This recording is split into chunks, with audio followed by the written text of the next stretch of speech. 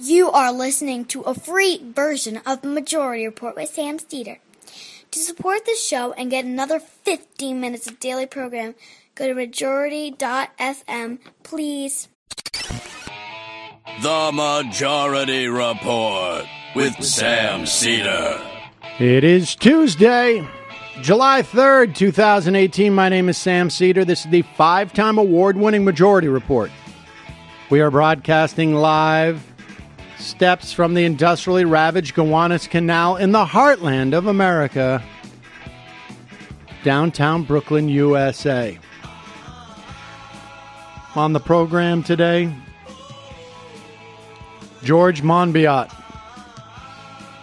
columnist for The Guardian magazine, or I should say paper, author of Out of the Wreckage, A New Politics for an Age of Crisis, on our new story of restoration. Also on the program today, Donald Trump narrows it down as he decides how to turn the clock back 80 years on justice in this country.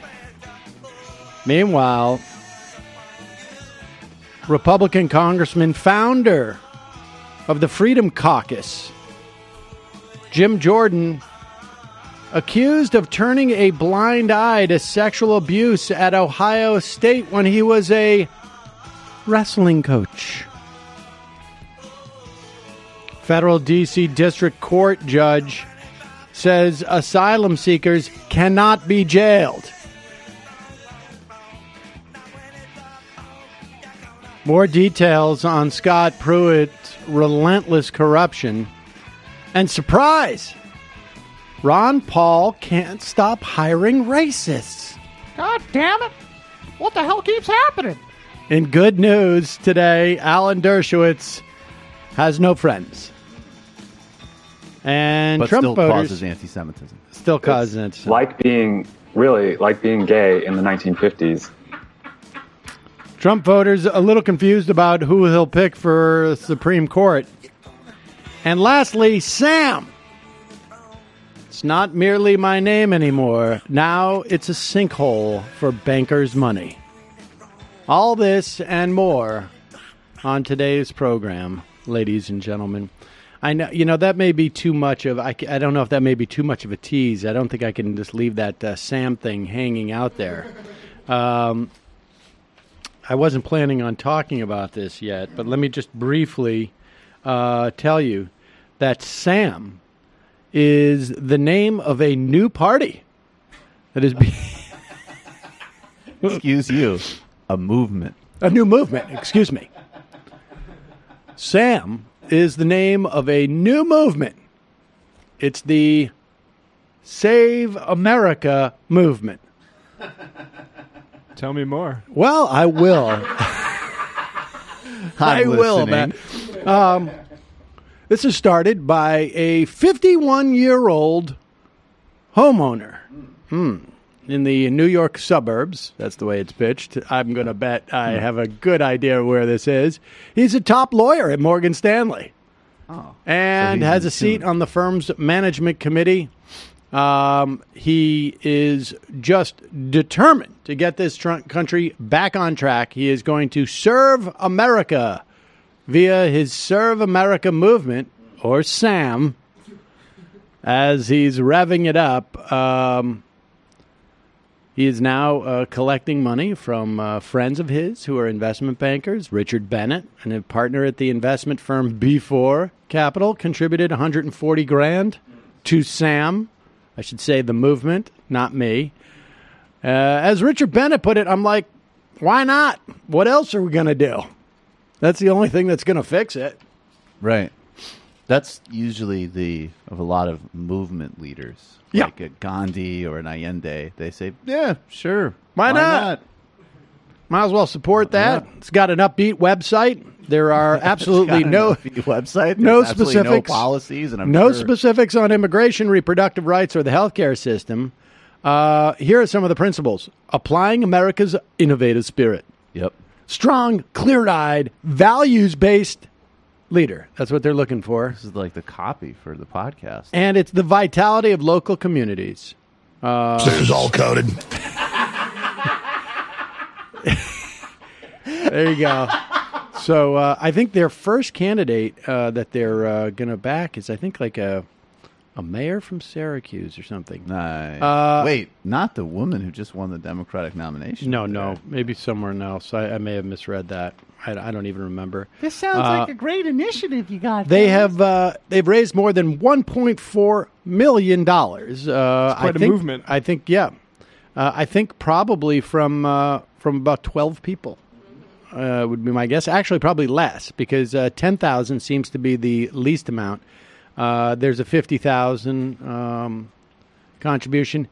But understand, folks, Sam, not me, the Serve America movement, wants to be more than a party backed by bankers and lawyers. So they apparently don't talk about New York too much. The group did its first big voter survey in Kansas.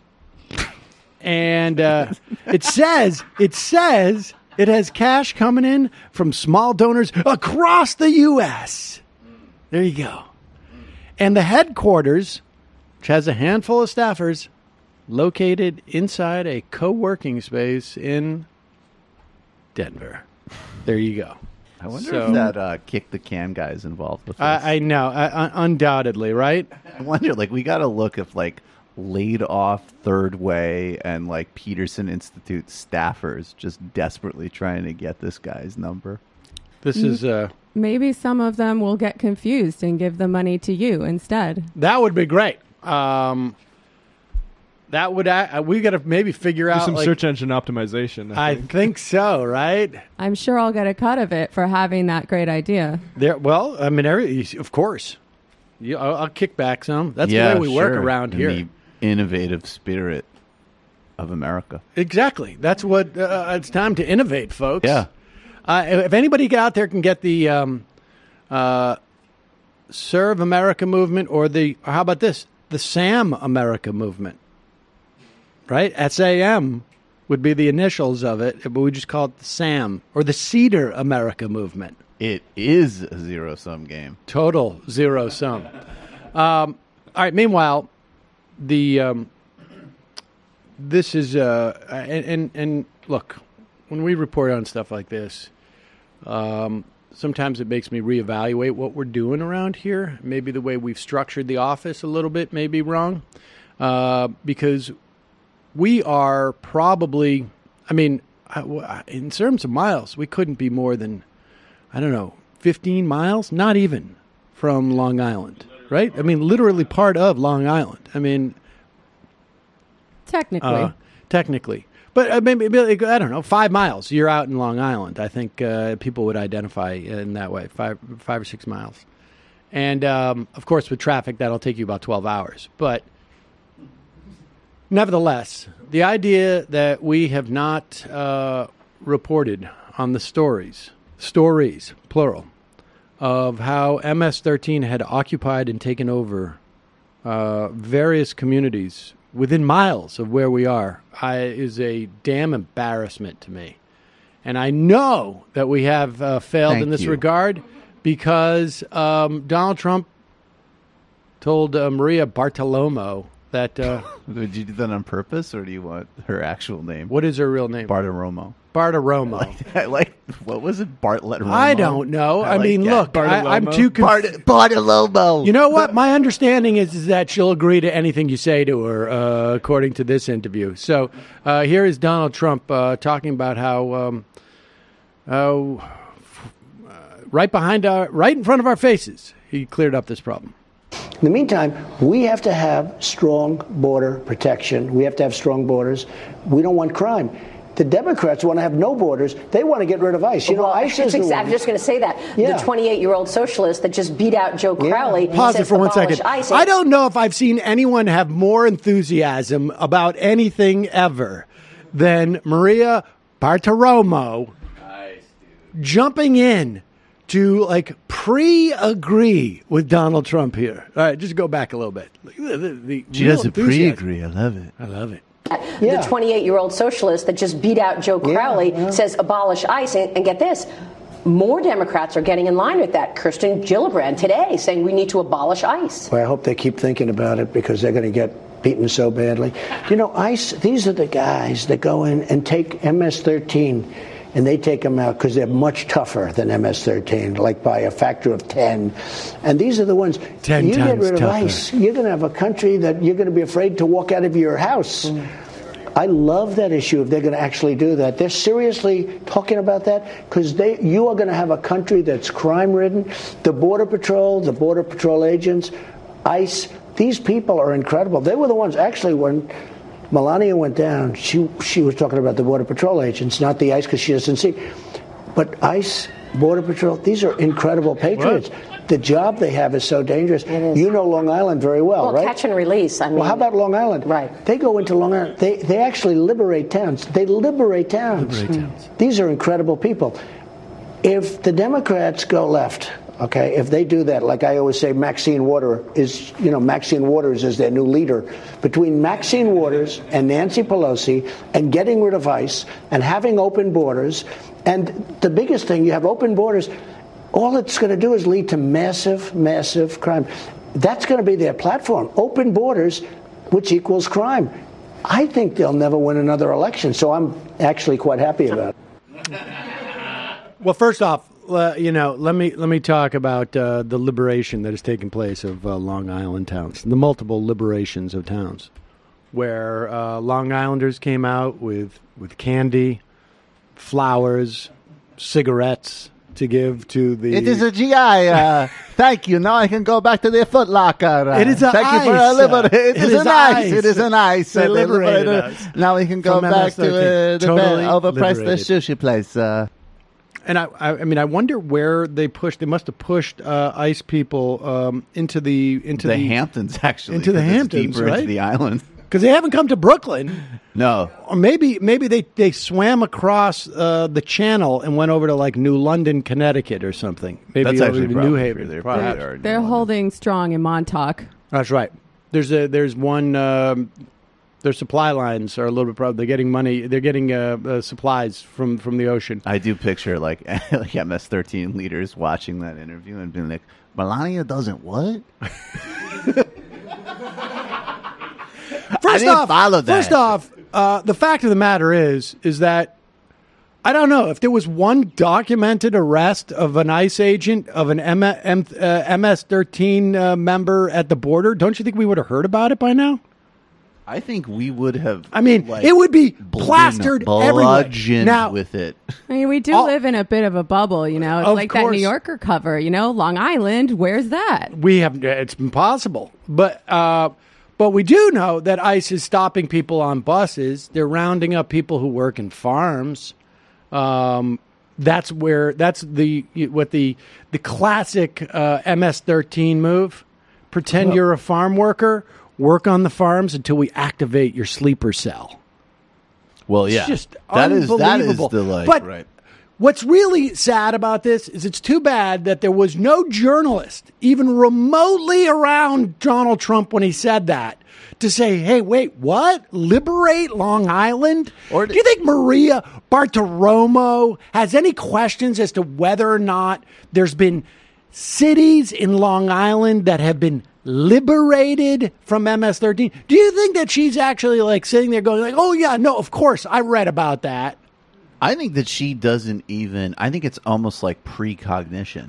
She cares so little either way. She's not at CNBC anymore, right? She's at Fox Business. Okay, I was going to ask a question like, how could someone actually maintain, even someone pretending to be a journalist at a news outlet who allowed for, never mind the entire interview, which is a joke, very much like that, but sits there and allows for that to be said and just is like, yeah.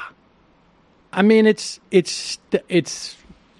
actually, I mean, the problem is always. She's one of the best in the business. Yeah, she's one of the best in the not business. Stunning. It's absolutely be expected. And also, just as always, I love to note that it was founded in LA in the 80s. It's an American gang. There you go. I'm still stuck on the image of MS-13 like holed up in the surf lodge in Montauk. Like, We got enough oysters and rosé to last all summer. That's right. They're going to just sit there and nothing but a rosé. All right, we're going to take a quick break. When we come back, George Monbiot.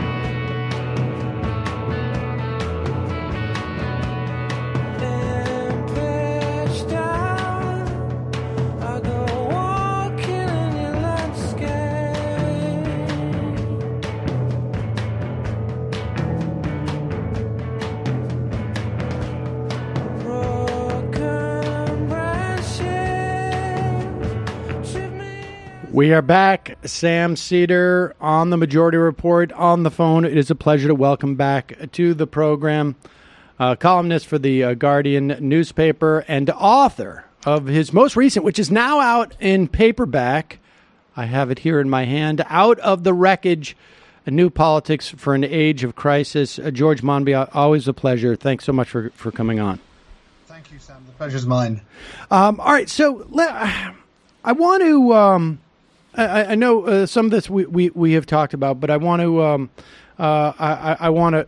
It bears repeating because we're still largely in the wreckage, and I mean, talk about the two main political stories. Well, before we get there, your concept of how politics changes, what creates political change? Yeah, well, the key factor, bigger than leadership, bigger than party, bigger than policy, is story. It is having a powerful narrative that of the kind that resonates with people, resonates with their expectations of what a political narrative is. And throughout history, basically, it is one kind of narrative, which is what I call the restoration story, which says disorder afflicts the land caused by powerful and nefarious forces working against the interests of humanity. But the hero or heroes will fight those powerful and nefarious forces against the odds, overthrow them, and restore order to the land. And that's the basic template of just about every successful political and religious transformation story there has ever been. And I contend that those kinds of stories are absolutely essential to that transformation, and that those of us who want to change the world have neglected that knowledge at our cost. All right. Well, so I mean, walk us through. I think the main stories that we've had, I guess, in the 20th century. 21st century now, and how that process took hold. How that process of telling those stories, I guess, those restoration stories. Well, if you look at the two big stories of the past 80 years, they are really Keynesian social democracy and neoliberalism. And Keynesian social democracy is about increasing state spending by taxing rich people, spending the money back into the economy, using that as a stimulus to trigger economic activity, which then generates further jobs, which then generates further money, and so it goes on. Whereas neoliberalism is kind of the opposite. It says we've got to shrink the state, we've got to shut down regulation, shut down intervention, and allow treat human society as a business and effectively ensure that all human relations are more or less reduced to buying and selling. Well, what's interesting is that while these stories are diametrically opposed to each other, and Keynesians and neoliberals hate each other with a passion, the narrative structure they used was more or less identical. And so Keynesian social democracy says the world has been thrown into disorder by the powerful and nefarious forces of the economic elite, who through the 19th and early 20th centuries grabbed almost all social wealth for themselves, depriving other people of wealth, forcing them into extreme poverty, into unemployment and into debt, which culminated in the great disorder of the Great Depression, which created crisis and dislocation and disruption and war throughout the world. But the hero of the story, who is the enabling state, supported by the middle and working classes, will fight those powerful and nefarious forces and against the odds, overthrow them, tax the very rich, often at extremely high rates, regulate, rebuild the state in order to create strong public services, strong social safety nets. In doing so, create the security and the circulation which allows other people's private economy to take off, thereby restoring order to the land. And the neoliberals say the land has been thrown into disorder by the powerful and nefarious force of the collectivizing state, which, even though it might seem benign in its initial stages, for example, in the US New Deal or the British welfare state, will inexorably lead to tyranny, take us down the road to serfdom, and end up with a sort of Stalinist or Nazi situation. But the hero of the story, the freedom-seeking entrepreneur, will fight the collectivizing forces of the state and, against the odds, overthrow them, and through creating space for the market, will restore freedom, opportunity and individualism, which has been crushed by collectivism, thereby restoring order to the land. And what we see there is these opposite stories using exactly the same narrative structure, because it is that structure that works. And all right, so to what extent and so we get a hint as to where you're going with this in terms of what we need to do next. But before we move on to that, in terms of well, all right, let's talk about what you perceive the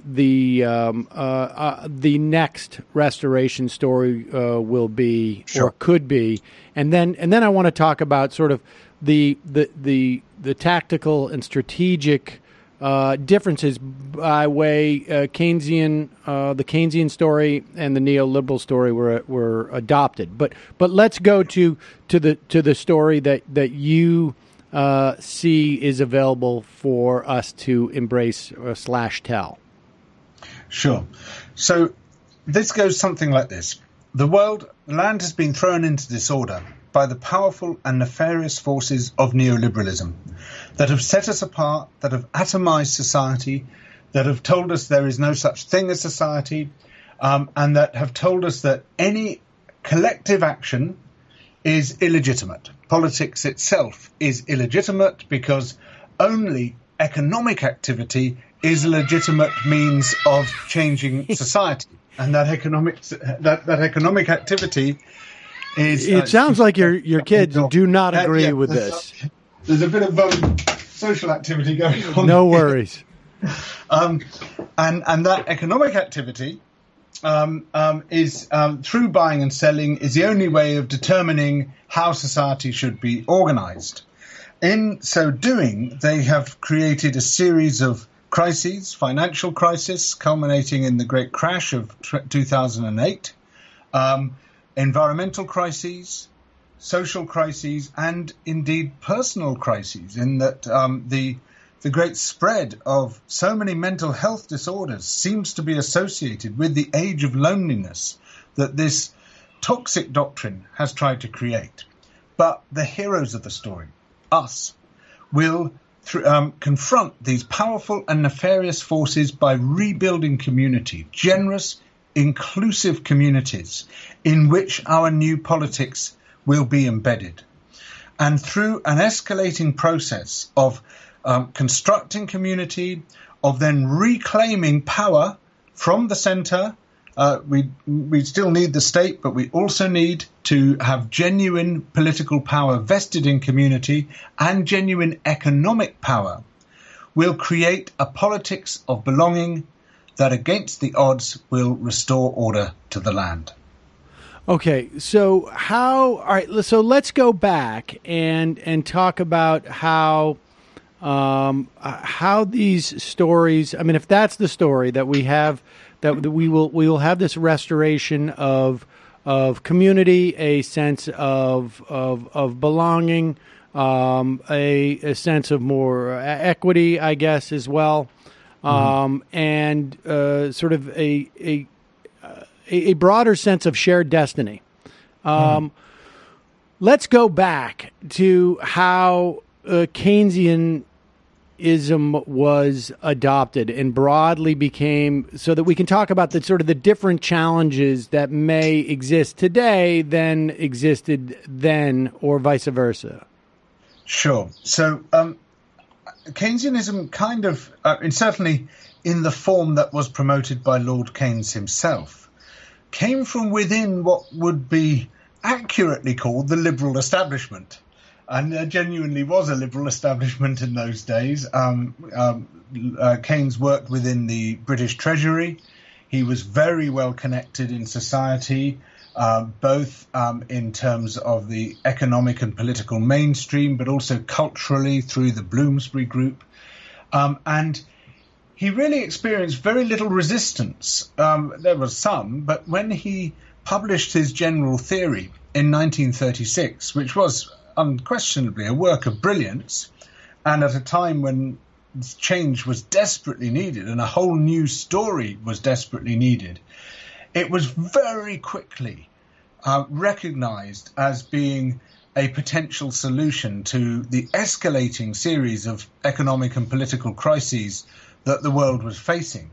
And it didn't take long for pretty senior members of the establishment, first in the United Kingdom, then elsewhere in the world, particularly in the United States, to pick it up and run with it.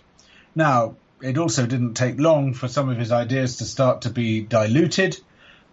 He went to the Bretton Woods Conference in 1944 with a really quite brilliant set of proposals for how the global trading system should be run and the global financial system.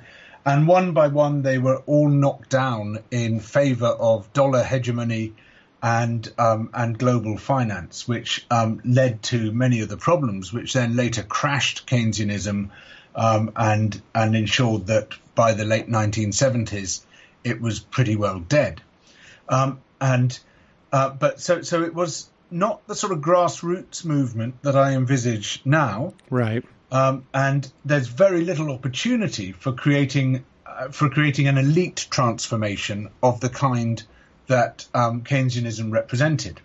I mean, what was interesting about it was that it very quickly gathered huge popular support as well. You know, even though it came from within the heart of the establishment, because it was broadly socially just and had a lot of transformative potential, people quickly saw that it was going to be good for them. Now, there are very few and very thin ideas coming from the elite which fit that description these days. Right. We're in a very different situation. But there was, I mean, also, I would imagine, right? I mean, there's a couple other factors going on at that time. There's a desperation of sorts, or an exhaustion, maybe, or just a general sense of a need for restoration, right? I mean, you're following World War II. There's also a much more limited mechanisms to mass communicate, and so they're much more. Our societies were not as stratified, I guess, when it came to hearing sort of a broad-based message. Is that fair to say? Yes, I mean, there certainly was a lot more homogeneity and sort of artificial unity in society. I mean, this was an age characterized at the beginning of J.B. Priestley's novel, The Good Companions, as factory towns in which thousands of men would come out to watch the local football team, all dressed identically, behaving identically, doing the same jobs, having the same hobbies, the same clothes, the same houses. And that wasn't, in the industrial cities, that wasn't an inaccurate portrayal. The mainstream working class, the industrial proletariat, was pretty homogenous, certainly by comparison to today. And it wasn't really until the age of the New Left, kicking off in the 1960s, that we began to see the great diversification of people discovering identities which had really been suppressed, often with violence, and finding a sort of freedom from the cultural uniformity that prevailed before then. But that uniformity also gave the working class great power, because they could act more or less as a body, and people could basically combine in very large numbers behind the ideas of some of their leaders. Now, that had a good side as well as having a downside, and I think we would find it very difficult to fit into that world today. We're so used to self-expression, we're so used to our own freedoms, that sort of collective freedom would be probably quite repulsive to us. But you can see how power arose from it at the same time. So it's paradoxical. And one more thing to say is that Keynes was already recognized as something of a prophet. In 1919, he'd written his book, The Economic Consequences of the Peace, showing how the Treaty of Versailles would lead inexorably to another world war. And by 1936, people could see that was coming. So there was a sense of desperation, there was a sense of need, there was a sense that a great global crisis was on its way, and something very big was required to prevent that from materializing. All right, so let's talk about the spread of neoliberalism. The plotting, I guess, and the sort of the drawing out of this philosophy, if you want to call it, I guess, started around that time in Mont Pelerin, and it took quite a while to catch on, I guess. Yeah. But what was the channels? What was the channel in which it made it there? Because it wasn't necessarily just. It wasn't a unified elite. There was a lot of, it seems to me, purchasing there was a lot of billeting, paid for billeting for a long time. So this was another elite project, but it was a different elite. While people like John Maynard Keynes moved very smoothly through the mainstream British establishment, in this case, the initial ideas came from outside the establishment, particularly from Friedrich Hayek, who was this Austrian economist who was something of a figure of fun within British academia. He was considered a very fusty, very boring character who was way out of the mainstream, and he was sort of seen by other academics as something of a fanatic.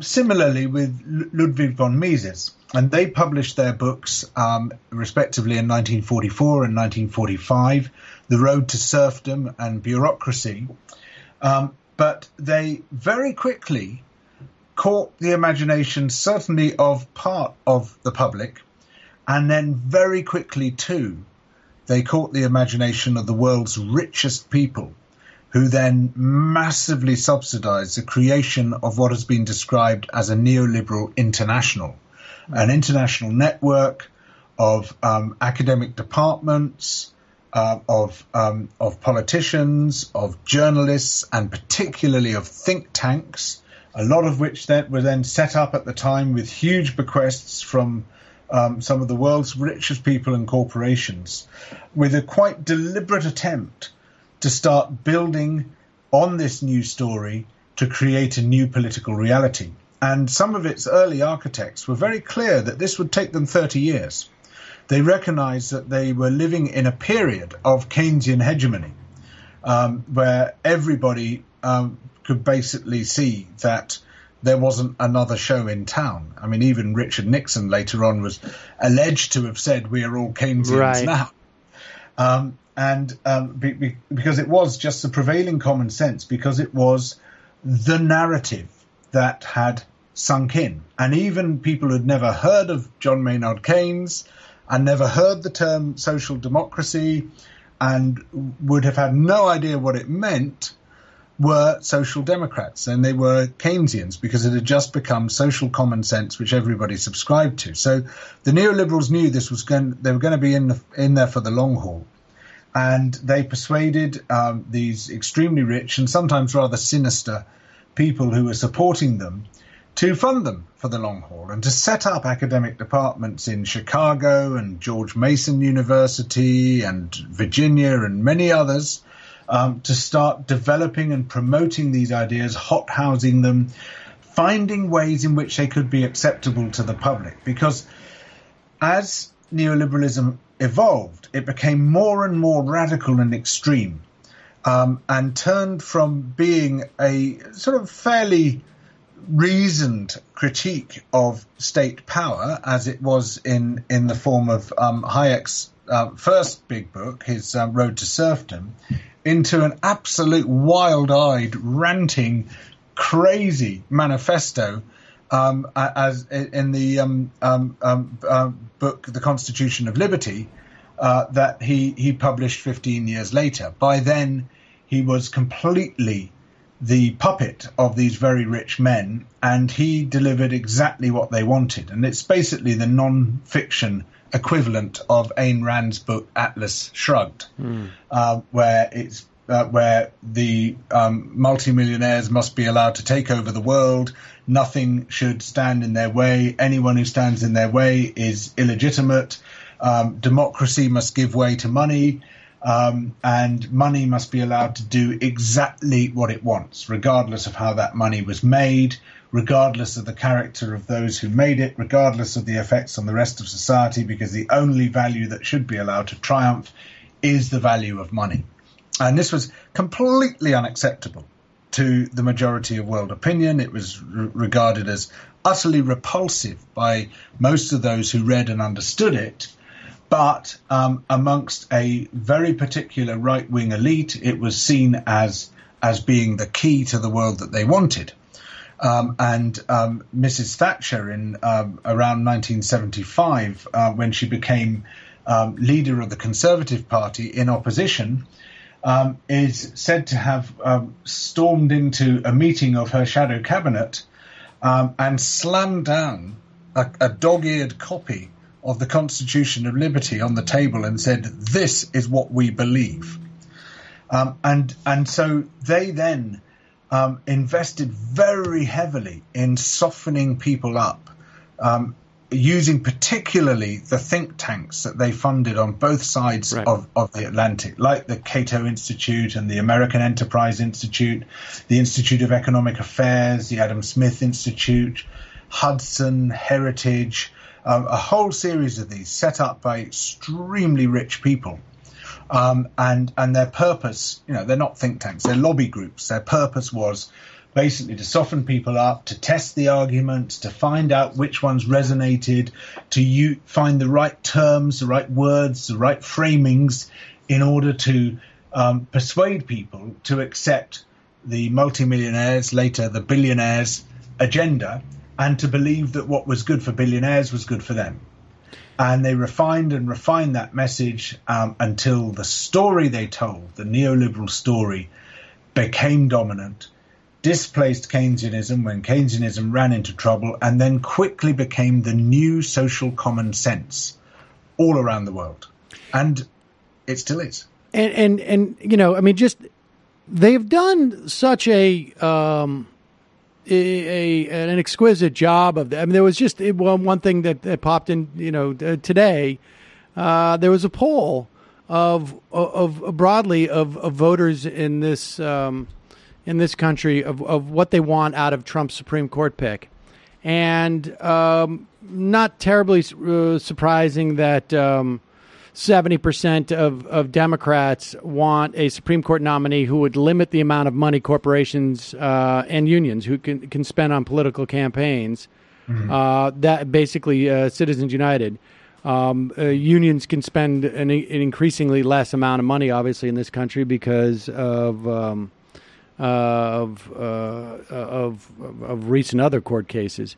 But 67% of Republicans want a Supreme Court nominee who's going to do that, and that's just not going to happen.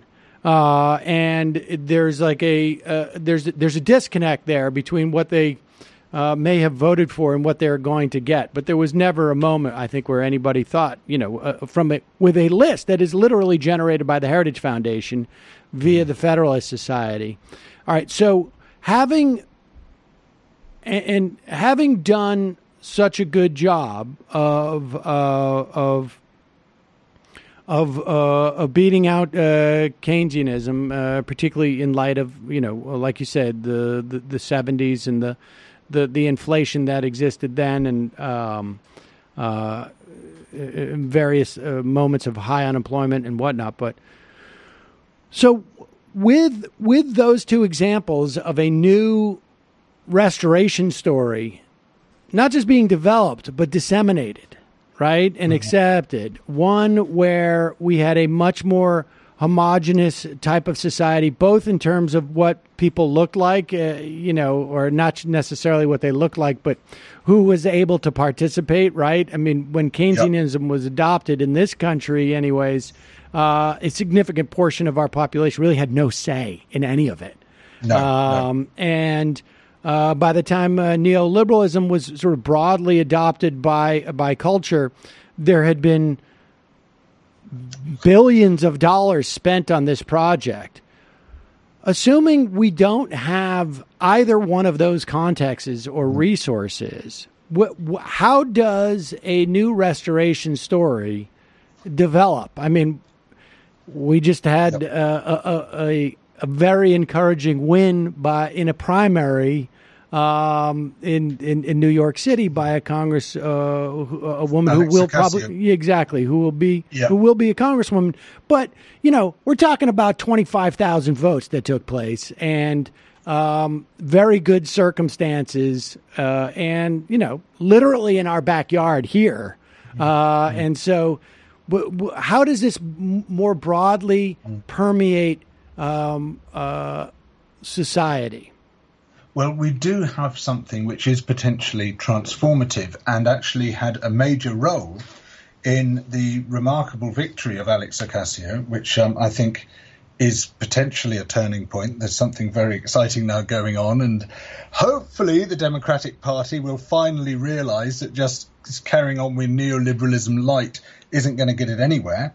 But what she represents, because, as you're probably very well aware, much better than me, she was very much involved in the Sanders Project, and the people surrounding her were very much involved in that. She represents the power of big organizing. And big organizing is this key tipping point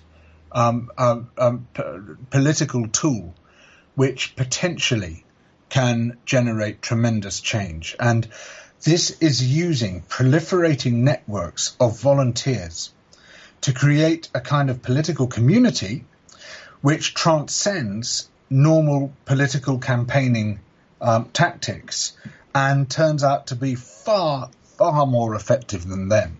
It's still in its infancy. While there were sort of previous small stabs at it, the Sanders campaign really pioneered it on a large scale, just beginning to show some of the potential of it. Then the Corbyn campaign picked it up in the UK, and in a remarkably short but spectacular 6-week run at the election here, very nearly toppled the Conservative government from a standing start at which it was completely written off.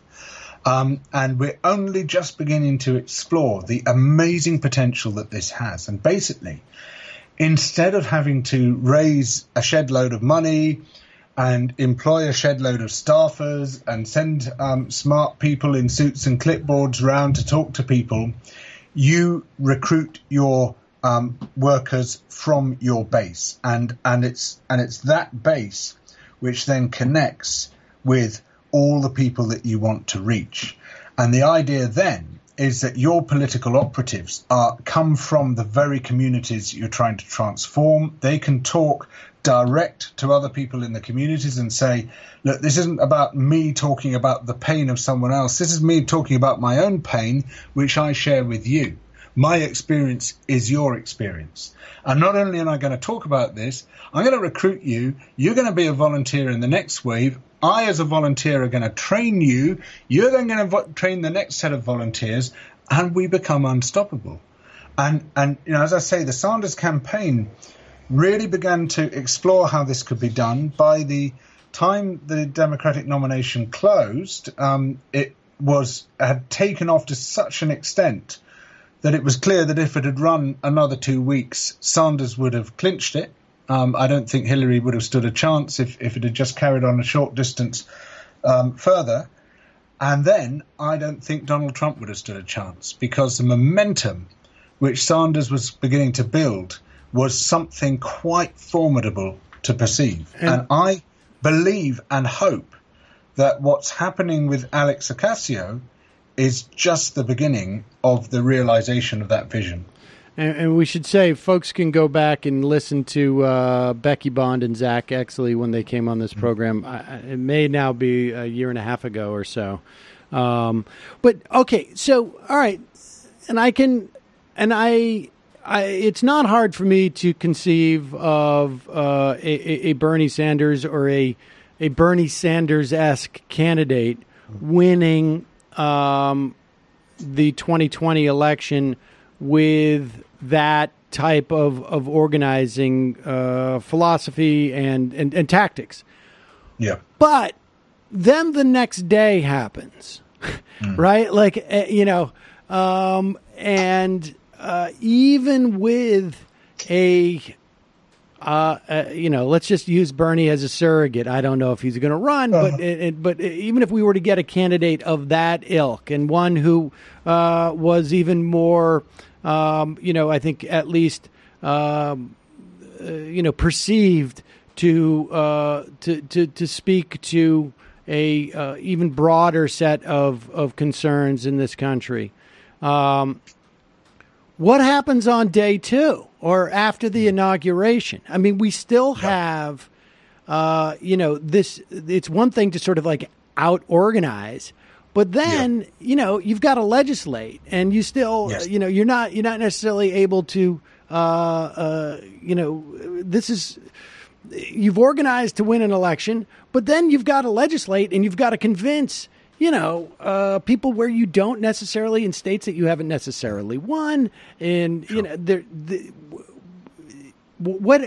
how do we get to that point where whatever this restoration story is, this story of we need more respect for the commons, we need to understand our share of fate, we need to have a more egalitarian society, which will, benefit all of us, emotionally and as well as in other areas.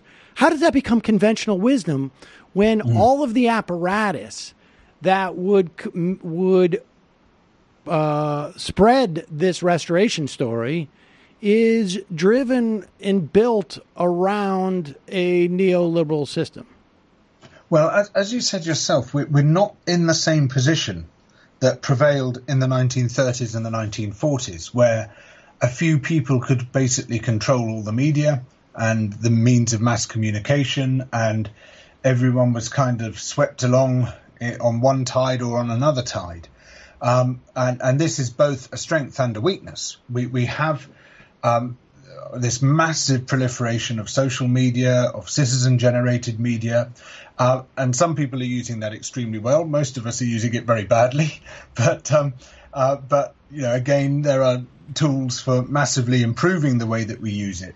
We don't have to broker this through an elite project anymore. We have the potential through social media, through the far better means of communication, to communicate directly from grassroots to grassroots. And some people, as I say, are highly effective at that. But, of course, what your question illustrates is that it is not enough just to organize. You've got to organize around a story. And the weakness which I think Bernie had, and which would have been apparent had he been elected president, was that his story was an old one. I mean, there was a lot of virtue in it, and it was certainly much better than anything else on offer, but it was kind of 1970s Keynesianism. And the trouble is, it's very hard to go back in politics and turn that going back into a new common sense.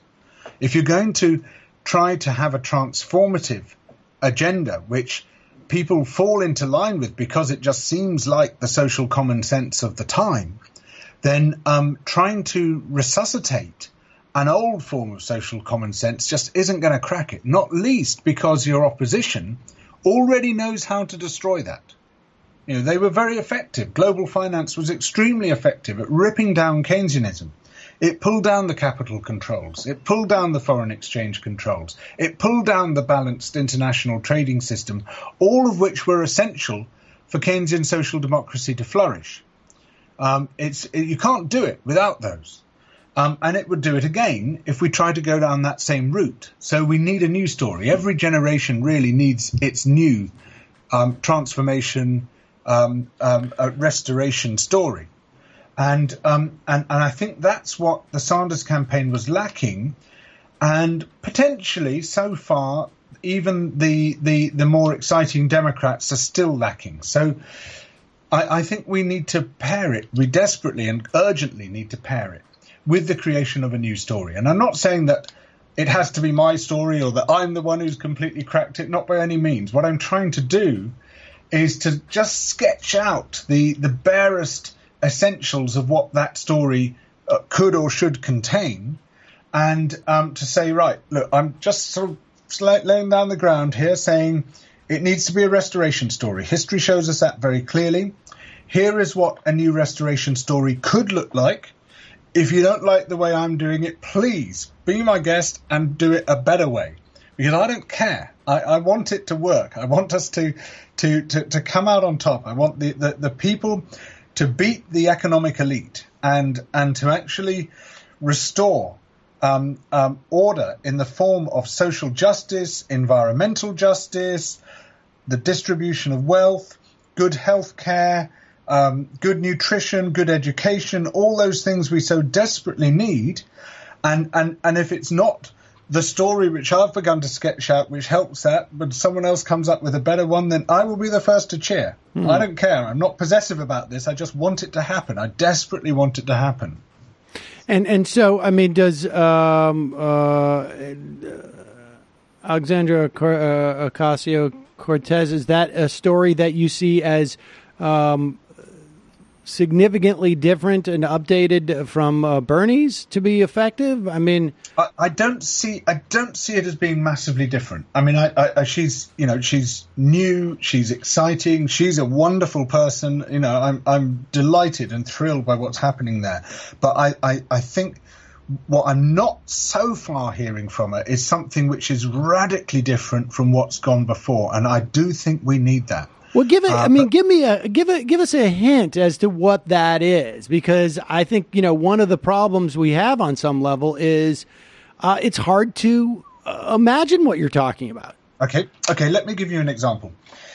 In order to have a genuine participatory economy and participatory politics, you need a massive transfer of wealth from those who have monopolized it to society as a whole, and ideally to the community level. So one example of how you could do this, and again, I'm not saying this is the definitive example or the only way to do it, but this is just a sort of hint of the sort of thing we should be talking about. look at where inequality is greatest, and it's in the ownership of property, the ownership of real estate, urban real estate, where in the big cities, the prime real estate is in the hands of tremendously rich people who basically can exclude everyone else, can charge massive rents for the use of their real estate, which they've done very little to create. I mean, the speculative value of that land has been almost entirely socially created, because it's society which provides the infrastructure, society which provides the atmosphere, society which provides the local businesses, all of which have lent value to that land. And society should be able to retrieve a large part of that value. And we do so through land value tax, aimed at the most valuable property and imposed at quite a high level. Now, this has several beneficial effects in its own right. First of all, it breaks the upward spiral of patrimonial wealth accumulation, where the rich become richer and richer and richer and impoverish the rest of society. Secondly, it brings down the price of land because the speculative value doesn't accrue to the owners anymore. Mm-hmm. And thirdly, it generates a big pot of money which we can do something with. So what do we do with the money? Well, some of it should go on paying for public services, for healthcare and the rest. But some of it, the residue, should be distributed to community groups on condition they set up community land trusts. And this would be an organization which takes possession of a wodge of capital, which has a community right to buy, so that when land in its borough comes up for sale, it can have first refusal as to whether it wants to buy that land. And when I say land, I mean not just the land, but anything that's on top of that land. So say you're in a community where there's a great shortage of housing, and a casino comes up for sale, which might be occupying a couple of acres of pretty good land in a really good position. Now, a casino, is that what a community needs? Perhaps it's the last thing a community needs. That's why the community should buy the casino. It buys the casino and it knocks down the casino. And then it's got a piece of land. They say, right, okay, guys, you members of the community, what are we going to do with this land? Well, what we need more than anything is affordable housing. Not affordable housing in quote marks, but affordable housing, genuinely affordable housing. Not ghettoized. We need to mix it with less affordable housing so we have good mixed communities.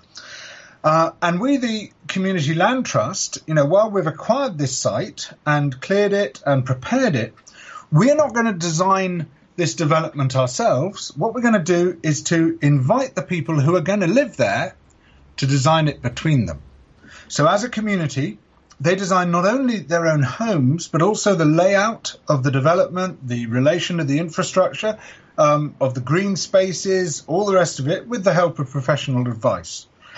And in doing so, they do two things. One, far better quality of urban design than you get from the commercial house builders who generally just helicopter down their standard design on a take-it-or-leave-it basis. Right. And two, before they even moved in, they've formed a community because they've had to work together for a year or two in order to design their living space. And then they're paying ground rent, albeit at a lower level than would otherwise occur, back to the Community Land Trust, which is still receiving land value tax residue. So it's got more money. So what does it do? Well, maybe it buys more sites, does the same thing. Maybe it starts providing some missing public amenities, youth centres, libraries, public toilets, swimming pools, whatever it might be. And then it continues to accumulate money, and then maybe it thinks, oh, we could pay a dividend here. We could pay a local basic income to every member of the community. So you can see how this transfer of economic power from the highly concentrated private sector into the community sector, the commons, can have this transformative effect whereby you can just suddenly unlock your political imagination and think, oh, we could do this and we could do that. And, oh, look, we've now got the resources to do something quite different as well. And that potentially can be one of those sort of political technologies which just unlocks change with transformative impacts. And I will certainly say that I have reason to believe there's going to be some animosity to large-scale real estate developers in the near future. I suspect. There may be a bit of a... So we should hope, my God, haven't they had an easy time so far? It's just, why do we allow these people to dominate us? I mean, it's shocking in this city, as much as anywhere probably in the country. Maybe there's about 4 or 5 other, I think, urban centers where the prices have just gone through the roof, and it's not that anybody has been particularly making, particularly daring or risky or innovative investments. It's just that people have decided they want to live in cities, and maybe it was just a function of outlawing lead in gasoline that made them, that was the primary factor behind this, and the implications it had. But it's fascinating stuff, and folks can learn more out of the Wreckage, a new politics for an age of crisis. George Monbiot, it's always a pleasure. Thanks so much for coming on. Thank you so much, Sam. Totally my pleasure. Bye-bye. You take care then. You too. Bye-bye. All right, folks. There you have it. It would be nice if Donald Trump ended up sort of being the driver behind a large-scale blowback in wanting to basically confiscatory taxes on any type of accrued value. Gotta tell a new story in real estate. Hell yeah! It's all about stories. Folks, I feel like we got a lot of ways to go on that. If we're going to use him in this opportunity as a way to lead that, we need more. We'll see what happens this summer. Yeah. I mean, who knows? It does feel like Cohen is on his last legs, really desperately. Like, I'm really gonna do it. It's one of those things. I feel like when I'm listening to now, like these interviews. I'm speaking about Michael Cohen's interview to ABC television yesterday, or over the weekend. It was very strange circumstances and whatnot, and but there was definitely a quality of like it was basically like when I say to Saul, I'm going to count to 3, man, and you better pick that stuff up. 1, 2, 2.5, 2 3/4. 2 7/8, 2 16, 2 16. I guess where am I now? 15 16ths. Dude, 31 30 seconds. 2 31 30 seconds. I mean, there's a quality about with Cohen. At one point, he's going to have to say 3, and it does appear that, at the very least, he thinks he has stuff to deliver and really doesn't want to give it to prosecutors. Says who? Well, I don't. I mean, the more I learn about history and revolution and shifts, the more... I mean, it doesn't always happen this way, but it seems very far off now, any kind of a paradigm shift, but... sometimes these things happen very quickly once they start. It is starting to feel a bit Habsburgy around here. It's a little Habsburgy. I mean, look at Eric. Someone explain the Habsburgs to me. Folks, don't forget. The Cedar serve, the Cedar, God, I can't even remember what it was now. The Sam? What is it? Serve America movement? Yeah, Save America. Save America. Sam's America movement. Sam's America movement is really picking up steam, folks. While we're doing that interview with George Monbiot, 4 different investment bankers pledged several $100,000 to the show. We did a poll in Kansas, and the way we worded the questions, that Kansas wants America to be more pedantic, have more classes, exactly, and get into more long, trivial arguments. Right. Yes. We found through our Kansas research, totally in favor of backdrops that look like a European drugstore, yes, as opposed to big TV screens. It was all in the research that we did. It was all the research that we did in Kansas. So we have our operatives in Denver. They did their research in Kansas. To the pharmacy. Everything's behind the counter, and you don't speak French. That's right. It's a mess. And it's all going to be, what is it, like 16? It's all going to be trance music in here. I think, is that 16? 16 beats? There's this group called person? Ace of Base. Never heard of it. Yeah, right. Folks, in the event that these pledges to the Sam America movement don't pan out, you can support this program by becoming a member at jointhemajorityreport.com, jointhemajorityreport.com. We say thank you by giving you extra content, but you can just support the show. I mean, it's like 98 degrees in this studio. Maybe you hear some of the fans really, going a little bit. It's a little warm, but every day we show up, except, of course, tomorrow. It's July 4th, so we're not, probably bad timing to say every day. But you can support this program by going to jointhemajorityreport.com. Just pennies a day. Don't forget also justcoffee.coop. Fair trade coffee, tea, or chocolate. Use the coupon code MAJORITY. Get 10% off. And listen, members, we're going to try and put... we're not going to try. We're going to put the deals that we offer in our ads in the description of the members' podcasts so that you can hear it. If you so you can see it rather. If you're on the freebie show, obviously you hear the ads, and you can make those go away by becoming a member as well. Folks, today is Tuesday. Tomorrow is Wednesday, July 4th, which means that we will not be here. We are far too patriotic to not be here. We will be out sowing revolution, and I'll be protecting flags. Protecting flags. I'll be having some meetings with some MS-13 people on Long Island. We're all going to actually huge MS-13. This is literally going to be used in like some type of sedition trial in 2022. We are all going to a huge MS-13 cookout. Right. Where we will be grilling the American flag. Is there any way you can get Richard Wolff out again? I like Monbiot, but he's not enough of a materialist. Yeah, we'll go. We will also probably have the opportunity to run into folks like Nancy Pelosi. Yeah, Nancy Pelosi. Nancy Pelosi, and maybe Chuck Schumer will be there at the MS-13. Nothing like an MS-13 shindig. Yeah, Grill's a mean flag, that one. I love this hot dog with the spread of the Constitution across it. I gotta get my hoodie back. Charred ashes. It used to be Bloods and Crips, but the Schwartz's day is over. It's all MS-13 now. However, folks, if you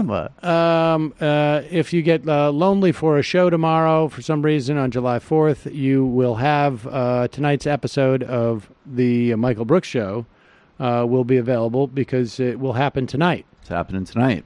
And of course, you do not need to be lonely or otherwise to enjoy it. But Bree Joy. What? Nothing. Oh, you're trying to make a joke there? No, go ahead. I said, though most people who do are. So you're insulting a lot of members of your audience as well. I don't know about that. I do. Okay, so Bree Joy will be on. Your boards is down. No, I didn't hit it. I was just... What were you doing? Don't worry. Just do your thing.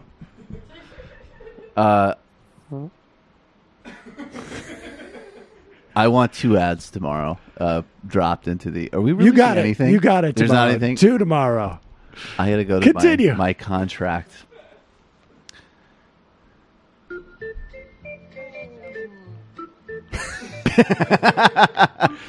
It's all right. Promote the other shows. It's fine. It's 7 o'clock tonight. Right. And then this Sunday for patrons, Derek Davidson and I are working backwards from Mike Pence's comment that the countries in Latin America need to respect our borders the way we respect theirs. Ooh. And we're doing a history going back to the good neighbor policy of all the different ways the United States has respected Latin America's borders. Tonight, Bree Joy, Jake Flores in studio. Thanks. Should get FDR to call in about that good neighbor policy. Fuck you, Derek Davidson. Of course, you can also listen to the Antifada, which is available on iTunes as well, and at patreon.com/theantifada. Yes. The episode we currently have up is... If you're lonely. or listen with your friends. Or even, leftist media. It's all about collectivity. But the most recent episode we have up is still our collaboration with Brett of Revolutionary Left Radio. Really happy about how that turned out.